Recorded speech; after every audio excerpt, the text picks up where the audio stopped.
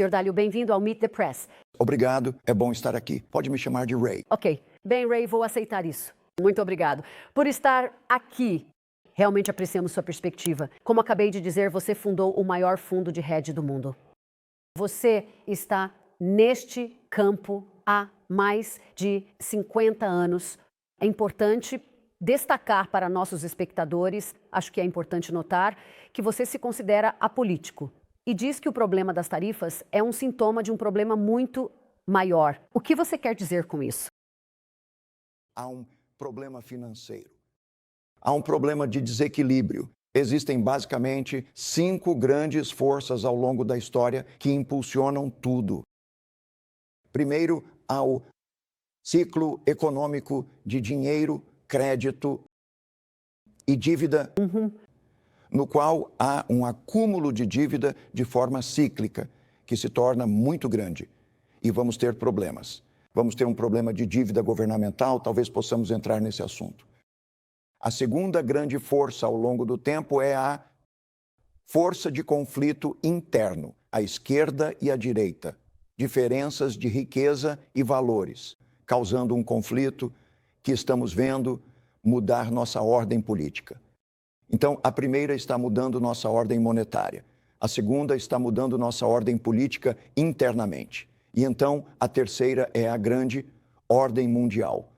Como os países lidam uns com os outros, quando há uma potência emergente desafiando a potência existente.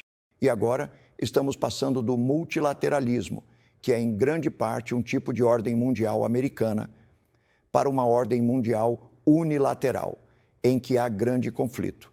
E os outros 2 fatores ao longo da história têm sido atos da natureza, secas, inundações e pandemias. E o número 4 é a tecnologia, a mudança tecnológica. E como eles estão se unindo, são as principais forças por trás disso. Por exemplo, não pode haver mais desequilíbrios nesse ambiente.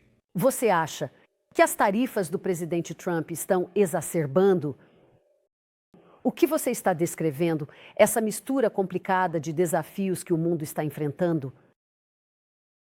Eu acho que é apenas uma função de como elas são bem geridas.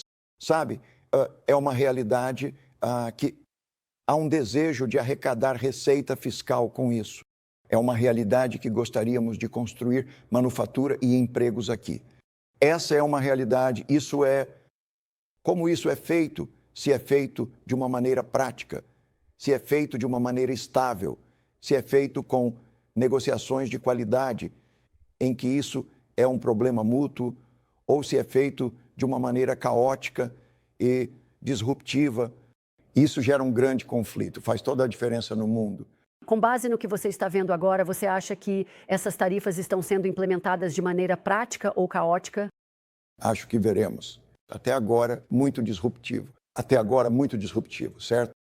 E assim, não sabemos quais são os números, mas isso pode ser parte de um processo, certo? Depende de onde estaremos ao final dos 90 dias, porque o que foi colocado lá é como jogar pedras no sistema de produção. E esses impactos seriam enormes em termos da eficiência do mundo todo. Grande custo. Quero te perguntar sobre algo que está na mente de muitas pessoas, suas previsões para o futuro. E quero começar com a palavra com R. Sei que você acha que isso é apenas uma parte disso. Claro, estou falando sobre uma recessão. Você acha que é provável que os Estados Unidos entrem em recessão por causa das tarifas do presidente Trump? Acho que agora estamos em um ponto de tomada de decisão e muito perto de uma recessão. E estou preocupado com algo pior do que uma recessão se isso não for bem gerido. Uma recessão é 2 trimestres negativos de PIB e se chegar um pouco lá, sempre temos essas coisas. Temos algo que é muito mais profundo. Estamos tendo uma quebra na ordem monetária. Vamos mudar a ordem monetária porque não podemos gastar as quantias de dinheiro. Então temos esse problema. E quando falamos sobre o dólar e falamos sobre tarifas, temos isso. Estamos tendo mudanças profundas na nossa ordem doméstica, como o governo está existindo, e estamos tendo mudanças profundas na ordem mundial. Esses tempos são muito parecidos com os anos 1930. Estudei história e isso se repete, repetidamente.